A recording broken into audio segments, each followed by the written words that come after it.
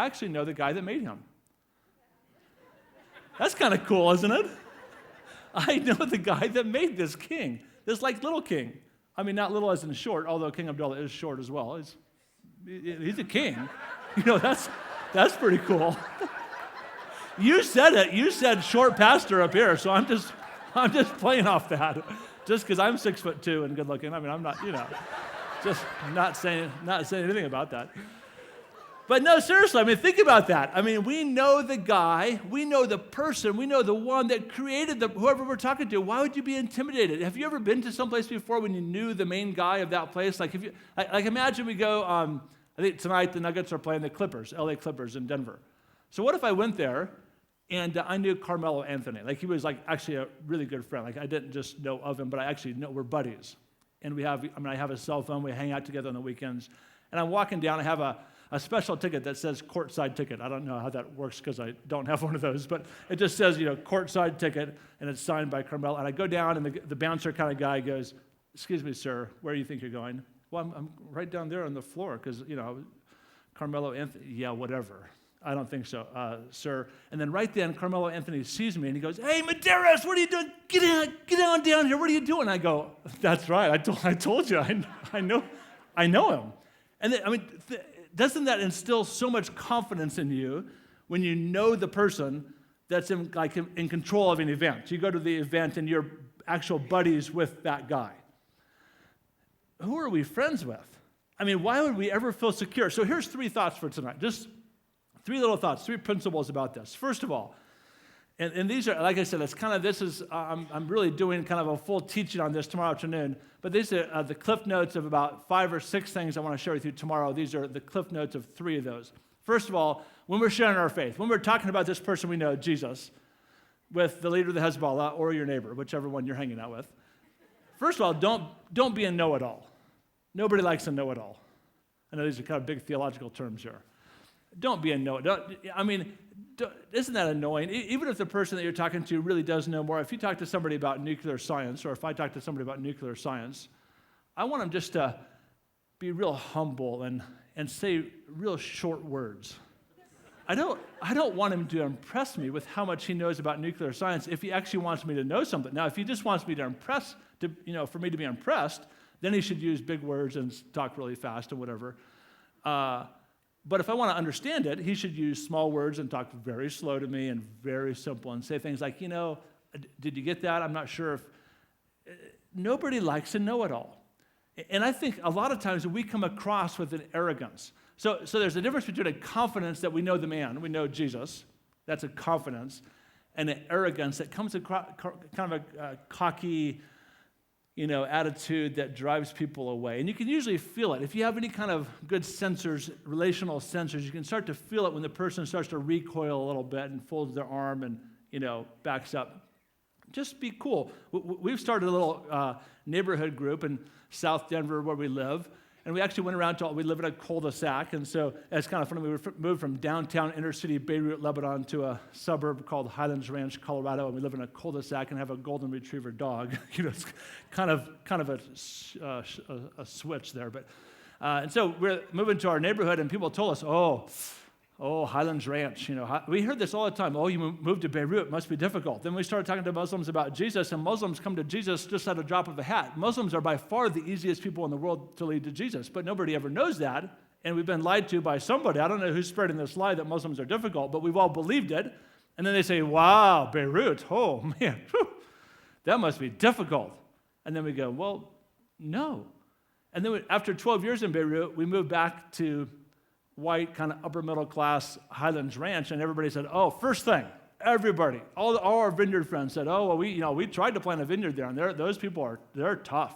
I mean, Beirut, that's one thing, but Highlands Ranch, I mean, you just wait till you get to Highlands Ranch. I'm serious, I'm dead serious. People really said that to us. I don't know, is that an encouragement or what is that? But and so we said, well, gosh, okay, and so we kind of very timidly started to talk to our neighbors and build friendship and have barbecues and parties in our backyard and get to know people, and they seemed all very nice, and none of them, interestingly, we live right across the street from the biggest mega church in all of Colorado, literally right across the street from that huge church, and nobody goes to church and nobody knows Jesus, and our whole street, as far as we can tell. And so one day, my wife, Chris, and I just had this idea. Why don't let's do a Jesus study. You don't want to do a Bible study because Bible study sounds like a Christian thing, and people don't like Christianity. Remember that? Back to what I said at first. Now you can disagree with that if your facts prove different, but my life has shown that people don't really like Christianity, so a Bible study sounds kind of Christian-y. A Jesus study, they don't know what that is. So we just thought it's better to do something they don't know than what they know and don't like. So we decided we'd go and ask them. So we literally we all did it one night. Chris and I went to every door. Now we know the people. We've been there for 6 months, 9 months. We know all their names. We went first to the Catholic family across the street that doesn't go to Catholic church or that weren't really even good Catholics. And we just said, Rob and Krista, would you guys be into, hanging out? We all like each other here in this cul-de-sac, and we like to have parties and stuff and whatever. How about if we just hang out and do a study on the life of Jesus? And they go, oh, that'd be awesome. And we said, great. They said, what do you want to do? And we hadn't really thought of the plan yet. And so I said, well, how about Friday night? This is a Tuesday night. I said, how about Friday night at our house? I guess we'll do it at our house. Okay, we'll be there. What time? Chris, 7 o'clock Friday night. And go to the next house. We went to 7 people's house. All 7 neighbors were kind of either, mystified by it or confused or what is it? One of the neighbors, they're Buddhist, they're Zen Buddhist, and they said, well, we're not very religious. I said, perfect. I said, have you noticed us being very religious? And they said, well, not really, but we're not religious either, but we want to do a study on the life of Jesus. And if you've ever read Jesus, you would know he actually was hard on one group of people. And you know what? They got it. They knew it. They go, yeah, the religious people. And I go, exactly. So who'd want to be one of those guys?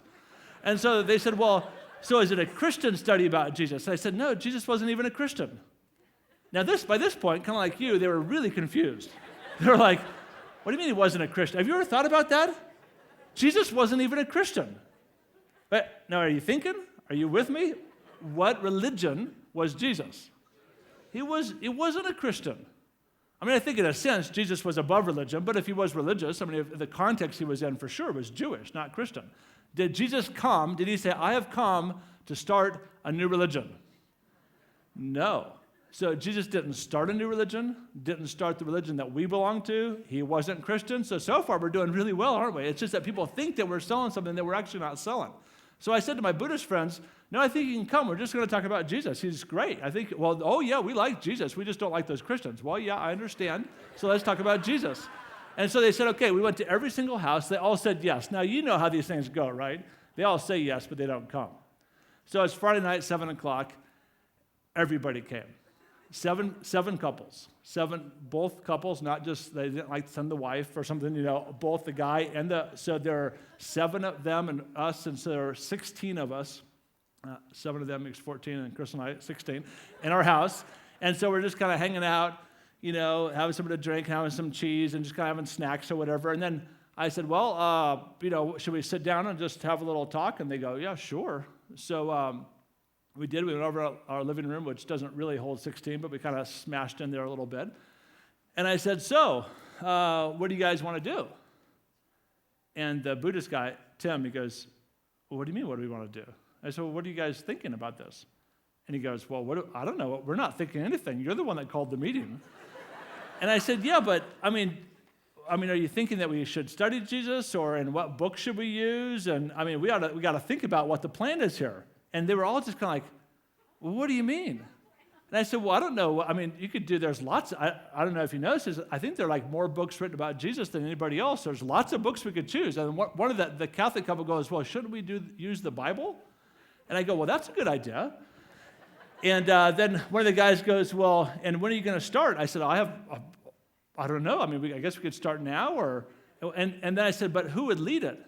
And they all go, what are you talking about? Who would lead it? Well, you would lead it. And I said, well, why would I lead it? They go, well, you're the one that's an expert. You're like an expert on Jesus. I said, how do you know that? And then they all kind of go, well, I don't know how we know that. And I said, no, that's so not true. That is completely not true. I'm totally not an expert on Jesus. How much of Jesus, let's say there's 100% of him to know, which I suppose there is 100% of him to know. How much of that 100% of all there is to know about Jesus do you guys know? Like, what percentage would you put yourself at? Be careful. I don't say it out loud. If it's more than 1%, don't say that. Like, don't say, about 95%. I mean, think about that. How much about Jesus that there is to know do you know? I mean, I'm maybe up to 0.0000001%. So does that make me an expert on Jesus? I mean, think about how much of Jesus you knew last week or last month or 10 years ago compared to what you do now, and think about how much we'll know about Jesus when we actually see him in the end. And then we'll kind of go, wow, that's you? I think we missed most of it. You don't know anything about Jesus. See, I think that's really comforting. You don't have to try not to be a know-it-all. You don't know it all. It's really easy. It's just actually extremely cocky and overconfident when we kind of swagger around and say, well, I got Jesus. And you have a bumper sticker that says, got Jesus. If you do, sorry about that. But, as if you got him, as if you got Jesus. He's right here. Got him in my pocket. I mean, you don't got Jesus. I mean, hopefully he's got you. And how much do you know about him? Well, not very much. So I just said, I'm not an expert. I know about this. I actually went like this. I said, I know about this much. I'd be happy to share what I know, but it's really not very much. I'm definitely not an expert. And then they kind of all said, they all agreed that I should lead it. And then we quickly agreed that we should rotate houses.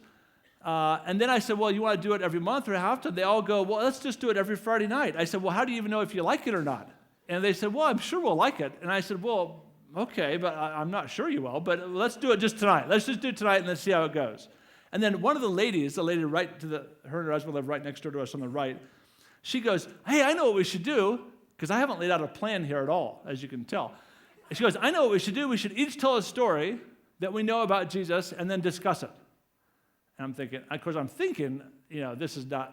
not going to work. And she goes, like, for instance, there's that one story where Jesus caught the lady sleeping with a guy, and then all the Pharisees came and rescued her. And I said, I'm not an expert, but I'm not sure if that's how it goes or not. And then one of the other guys was the Buddhist guy. He goes, no, it's the opposite. It's the opposite. Jesus didn't catch him. The Pharisees caught the lady, and then Jesus stopped her. Anyway, between all of them, I didn't say a word for like 10 minutes. Between all of them, they came up with the story the right way. It was kind of cool. And then the lady that started this discussion, Sandy, she goes, okay, so let's think about that. And she went like this. She went, let's think about that. Let's think about it. We're thinking. I'm going, this is really weird. And she's like, we're thinking. Okay, so here's what I think the point is. Jesus finds this lady who kind of represents all of us. And she's beaten down, she's downtrodden, she's been a bad lady, but Jesus finds her and he rescues her. He picks her up. I mean, she adds a little bit to the story here. Picks her up and takes her head in his hands and he looks into her eyes. And you know what he does? By saying, where are your accusers? And I forgive you, and gives her mercy, he gives her dignity. Jesus looks into this lady's eyes. Nobody ever looked into her eyes, and he gave her dignity. And then Sandy goes, maybe our project this week from this story should be that we walk around for the whole week and we find people and we take their head in our hands and we look in their eyes and we give them dignity. And then everybody goes, that's a great idea. That's a great idea. We should do that. And then they just went off, like for the next half hour, talking about people they knew that needed to be given dignity, that they would do that with. And then they were so excited for next Friday night. And they said, next Friday night, we'll talk about it. And I haven't said anything. And I just go, great, that's it. And then we did. And then we've just been doing that.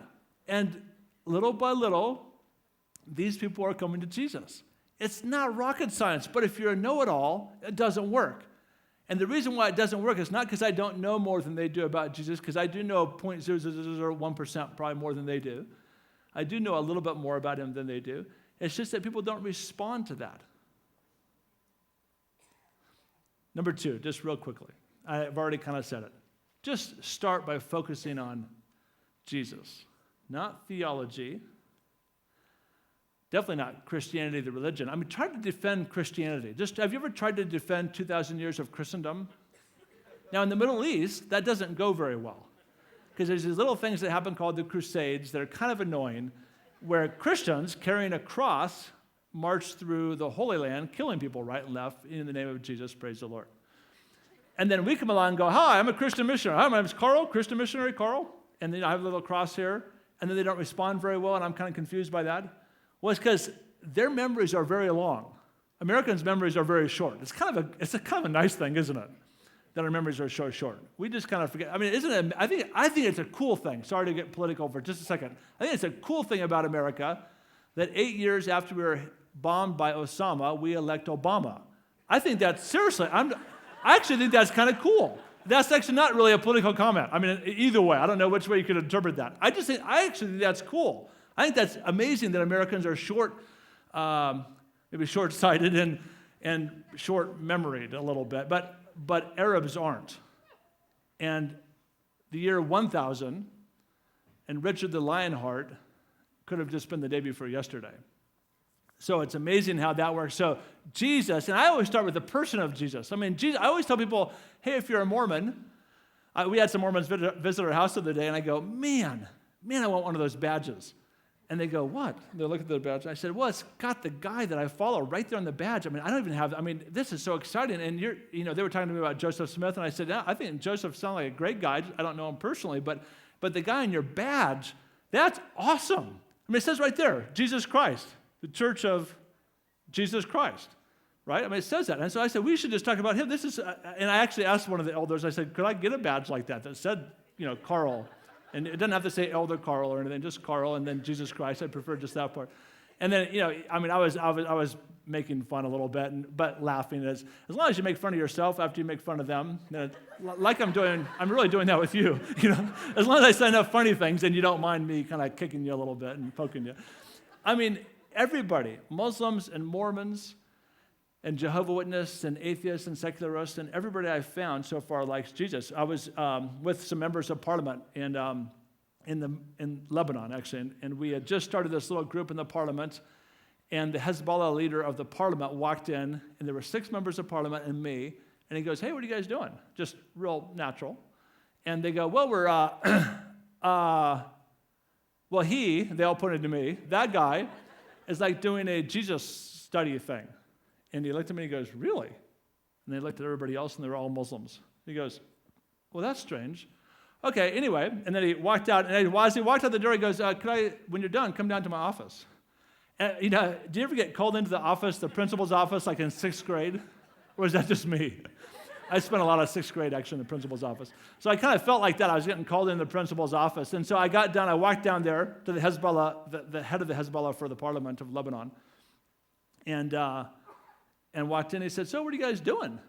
I said, well, we've been studying the life of Jesus, and, as far as I can tell, Muslims respect Jesus, and so do Christians, and so do Druze. In Lebanon, there are people called Druze, not Jews, but Druze, and, of course, Muslims, Sunni and Shiite, and Christians, Catholic and Orthodox and Protestant.